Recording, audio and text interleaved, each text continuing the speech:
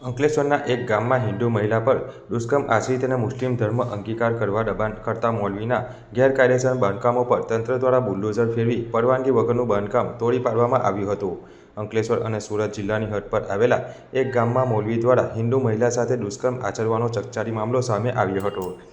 આ અંગે પાનોલી પોલીસ મથકે ફરિયાદ નોંધાતા પોલીસે મૌલવી અઝવર બેમાતની ધરપકડ કરી તેની વિરુદ્ધ કાયદેસરની કાર્યવાહી હાથ ધરી હતી. દરમિયાન પોલીસે તપાસ કરતા આરોપી મૌલવી અઝવર બેમાતે કરમાલી તેના રહેણાંક દુકાન અને મદ્રેસામાં ગેરકાયદેસર બાંધકામ કર્યું હોવાનું બહાર આવ્યું હતું. જેના પગલે તાલુકા પંચાયતના અધિકારીઓ અને પાનોલી પોલીસ દ્વારા કાર્યવાહી હાથ ધરવામાં આવી હતી.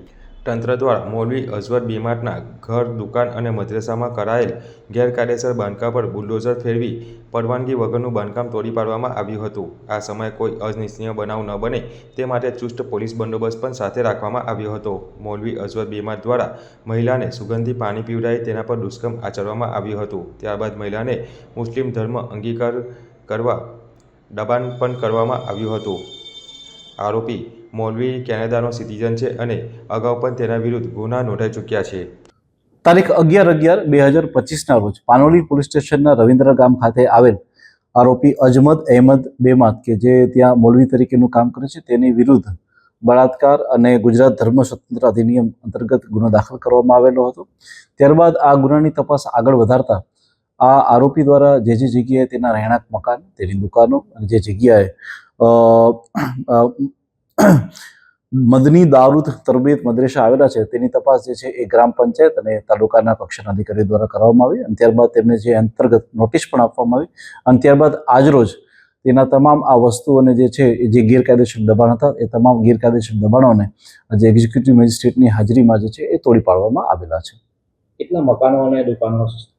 એ લોકોનું જે રહેણાંક મકાન જે હતું એ કે જે એમના ખુદના નામે હતું અને ત્યારબાદ એમની જે દુકાનો હતી કે જેની આગળના ભાગ અને જે બાકીની વસ્તુ ગેરકાયદેસર હતી કે જે દબાણમાં તેને અને ત્યારબાદ મદની દારૂ તરબિયતના જે આગળનો ભાગ કે જે એણે ગેરકાયદેસર રીતે બનાવેલો હતો આ તમામ વસ્તુઓને આજે રોજ જે છે એ આજે તોડી પાડવામાં આવેલા છે. આરોપીના 10 દિવસના રિમાન્ડ ઉપર હતા સાહેબ, શું વિશેષ કોઈ માહિતી બહાર આવી?